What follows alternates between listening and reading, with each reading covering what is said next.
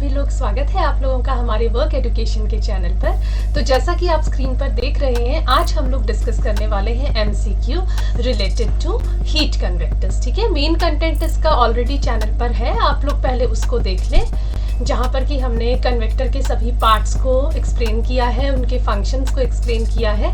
उसके बाद इस क्विज को अटेम्प्ट करके देखें। तो चलिए हम लोग अपना क्विज शुरू करते हैं। तो the first question for you is the factors responsible for heat transfer R. Heat transfer होने के लिए किसी भी सिस्टम में कौन कौन से फैक्टर्स रिस्पॉन्सिबल होते हैं। तो देखिएगा आपकी स्क्रीन पर temperature and steam, heat flow and temperature और size and height. So heat transfer होने के लिए फैक्टर्स रिस्पॉन्सिबल होते हैं। The correct answer for this question will be part B, that is heat flow and temperature. ठीक है, तो ये वाला जो बी ऑप्शन जो है, this is the correct answer. Moving through the next question, in an atom, kinetic energy of molecules is related to its. Kinetic energy जो होती है वो किसके साथ related होती है? तो ये हम लोगों को पता है, हम लोगों ने पढ़ा है कि जो kinetic energy होती है that is not related to potential energy, that is related to thermal energy. Okay, moving towards the next question.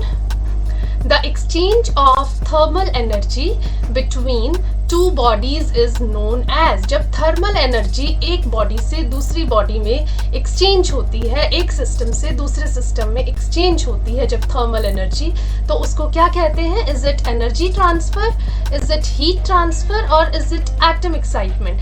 The correct answer will be B option, that is heat transfer. Moving towards the next question, blowers और heat convectors work on the principle of. नाम से ही पता चल रहा है heat कन्वेक्टर्स, तो conduction पे नहीं काम करेगा, रेडिएशन पे भी काम नहीं करेगा। जो ब्लोअर या हीट कन्वेक्टर है आपका, वो काम करता है कन्वेक्शन पे, right. Moving to the next question, dash is the most common form of heat transfer that occurs via physical contact. हम लोगों ने पढ़ा था सबसे इजी वाला जो मेथड होता है, सबसे कॉमन जो मेथड होता है हीट ट्रांसफर का, वो क्या होता है? जब हम किसी गर्म चीज को टच करते हैं फिजिकली, तो उससे जो आपका हीट ट्रांसफर होता है, दैट इज कंडक्शन। ठीक है, तो the correct answer for fifth question will be conduction. Moving to the next, heat transfer by the movement of fluid. Fluid जो है वो आपकी एयर भी हो सकती है या फिर लिक्विड भी हो सकता है। ठीक है, अब जब भी हीट ट्रांसफर फ्लूइड या लिक्विड से होता है तो उसको क्या कहते हैं? देखिए, याद रखिए, फिजिकल टच से हुआ तो दैट इज कंडक्शन। ठीक है, तो इसका आंसर कंडक्शन तो हो नहीं सकता। इसका आंसर होगा part A, that is convection. ठीक है, तो जब भी फ्लूइड की मूवमेंट से होता है हीट ट्रांसफर, तो that is known as convection. इसीलिए तो हम लोग अपने हीट कन्वेक्टर्स को हीट कन्वेक्टर बोलते हैं, है ना। Next question, on application of thermal energy the molecules. जब हम थर्मल एनर्जी अप्लाई करते हैं मोलेक्यूल्स को एक्सटर्नली, तो उससे क्या होता है, उनके साइजेस पे क्या इफेक्ट पड़ता है? ये फिनोमिना हम लोगों ने पहले भी पढ़ा हुआ है दूसरे कॉन्सेप्ट्स में। तो क्या होता है जब हम लोग थर्मल एनर्जी देते हैं तो they expand. First option is correct, मैंने गलती से दूसरे वाले को भी हाईलाइट कर दिया। तो फर्स्ट ऑप्शन करेक्ट है कि वो थोड़ा सा फैल जाते हैं। इसी फिनोमिना को ही, एक्सपैंड करने वाले फिनोमिना को ही हम लोगों ने इलेक्ट्रिक आयरन में ही देखा है ना। वहां पर भी देखा है कि वो उसकी बायोमेटल स्ट्रिप जो है वो एक्सपैंड होती है जब उसका टेम्परेचर इंक्रीज करते हैं तो। ठीक है, next question, heat transfer by emission or absorption of microwaves, infrared radiations और visible light।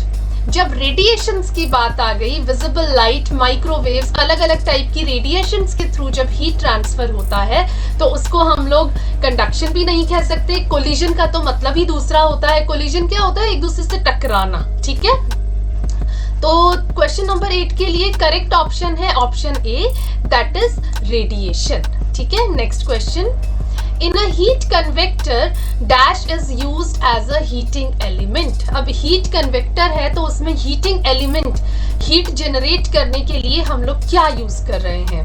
फैन ऑयल नहीं हो सकता, नाइक्रोम कॉइल हम लोग इसमें यूज करते हैं, नाइक्रोम की वायर का ही इसका जो एलिमेंट है वो बना हुआ होता है। Okay, next question, dash is fixed near the element in a heat conveyor. Heat conveyor के पास में क्या लगा हुआ होता है, मैंने बताया था, आप लोगों को दिखाया भी था, and is use to maintain the desired temperature. यहां से तो याद आ गया होगा, टेम्परेचर मेंटेन करने का काम कौन करता है, indicator, no, coil, no.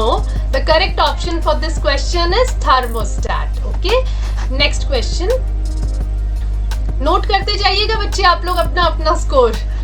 For better heating in a heat convector, powerful and more number of dash can be used. Heating को इम्प्रूव करने के लिए कि जल्दी से मेरा रूम गर्म हो जाए, है ना, बेटर हीटिंग के लिए और उसको पावरफुल बनाने के लिए हमें क्या ज्यादा यूज करना होगा, फैन, नो, थर्मोस्टेट नहीं, थर्मोस्टेट तो मॉनिटर करने का काम करता है उसको।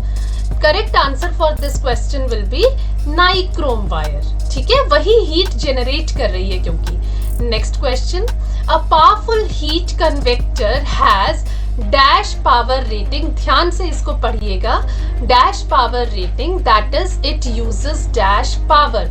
पावरफुल अगर होगा हीट कन्वेक्टर तो उसकी पावर रेटिंग क्या होगी भाई, ज्यादा होगी, है ना। और यानी कि ये पावर कितनी यूज करेगा, जब इसकी रेटिंग ज्यादा है तो पावर कंजम्पशन, पावर ये यूज भी ज्यादा करेगा, है ना, तभी ये हीट जनरेट करेगा ज्यादा। तो इसका करेक्ट आंसर होगा option B, that is high power rating and it uses more power. ठीक है, next question, power cut feature in an electric iron ensures. Power cut feature हमारे इलेक्ट्रिक आयरन में बच्चों क्या इंश्योर करता है, energy saving, high temperature, no, high speed, नहीं। The correct option will be A, that is energy saving. ठीक है, moving to the next option, wattage rating is same as dash in heat convector. ये synonym जैसा question दिया है मैंने एकदम। Wattage, what किसकी यूनिट होती है, तो current rating, no, voltage, not at all, it's power rating. So the correct answer for this question, wattage rating, that is c, power rating. Okay, moving to the next question, a heat convector is dash to maintain moisture level in air. Moisture level maintain कर पाता है क्या heat conveyor, करता है, नहीं कर पाता, तो it is not able to. तो इसी के लिए तो अब हम लोग हीट कन्वेक्टर्स को भी छोड़ के ऑयल हीटर्स की तरफ बढ़ रहे हैं। ठीक है, क्योंकि ऑयल हीटर्स वाली कंपनीज का कहना है कि they can maintain the moisture level, humidity level. Next question, for heating element high resistivity material is chosen to. अब ये क्वेश्चन छोटे बच्चे नहीं कर पाएंगे, ये 10th के स्टूडेंट्स को समझ में आएगा कि हीटिंग एलिमेंट के लिए हमेशा हाई रेजिस्टिविटी मटेरियल, जो कि आपका नाइक्रोम वायर है, जो कि कंडक्टर तो है ही, साथ में उसका रेजिस्टिविटी भी ज्यादा होता है, तो इसको ही क्यों चूज करना है। तो इसके ऑप्शंस हैं आपके कि लेंथ रिड्यूस करने के लिए, जो आपका हीटिंग एलिमेंट है, जो आपका नाइक्रोम वायर है, या आपके हीटिंग एलिमेंट की लाइफ को बढ़ाने के लिए, नो, नॉट साउंड्स लॉजिकल, या रिड्यूस इफेक्ट ऑफ ऑक्सीडेशन, नहीं। आपको पता होना चाहिए बड़े बच्चों की रेजिस्टिविटी जो होती है that is inversely proportional to length, है ना। तो इसीलिए इसका करेक्ट आंसर होगा to reduce the length of the heating element. ठीक है, एलिमेंट जितना छोटा होगा हमारा सिस्टम जो है वो उतना ही कॉम्पैक्ट होगा, right. Next question, in a heat convector a dash is used to spread warm air in the surroundings. क्या हम यूज करते हैं हवा को चारों तरफ फैलाने के लिए, कन्वेक्शन है तो हवा यूज हो रही है हीट ट्रांसफर के लिए। अब उस हवा को भी स्प्रेड करने के लिए मुझे क्या यूज करना होता है, is it rotary switch, no, is it indicator, नहीं, वो तो ये दिखाने के लिए होता है कि पावर है या नहीं, है ना। सो the correct option for this question is fan. Okay, next question, question number 18, the switch used in blower और हीट कन्वेक्टर। अब हीट कन्वेक्टर या ब्लोअर में जो हम लोग स्विच यूज करते हैं वो नॉर्मल ऑन ऑफ स्विच तो नहीं होता, पियानो स्विच तो नहीं होता है ना, तो वो कौन सा स्विच होता है, is it multipurpose switch, is it option switch, is it rotary switch और some other. The correct option for this question you should be knowing, it's rotary switch. ठीक है, इसको हम लोग रोटरी स्विच कहते हैं। Next question, in a molecule if thermal energy rises, अगर किसी मोलिक्यूल में थर्मल एनर्जी का लेवल अप जाता है, बढ़ता है, तो डैश ऑल्सो राइजेस। हमने इसका एक एमसीक्यू पहले भी देखा है ना, थर्मल एनर्जी और कौन सी एनर्जी है जो कि डायरेक्टली रिलेटेड होते हैं। तो correct answer for this question will be option B, that is kinetic energy. Burning sensation in our hand on touching a hot pan is due to, burning sensation क्यों होती है हमको जब हम लोग किसी गर्म पतीले को टच करते हैं, किसी गर्म बोल को टच कर देते हैं, तो कौन से फिनोमिना की वजह से टच किया ना, तो दैट मीन्स फिजिकल कांटेक्ट हुआ। तो करेक्ट ऑप्शन विल बी ए। तो बच्चों कैसे लगे ये क्वेश्चंस, कितने आप लोग ठीक कर पाए मुझे बताइएगा। तो मिलते हैं एक और नई वीडियो में, तब तक के लिए ओके बाय, टेक केयर।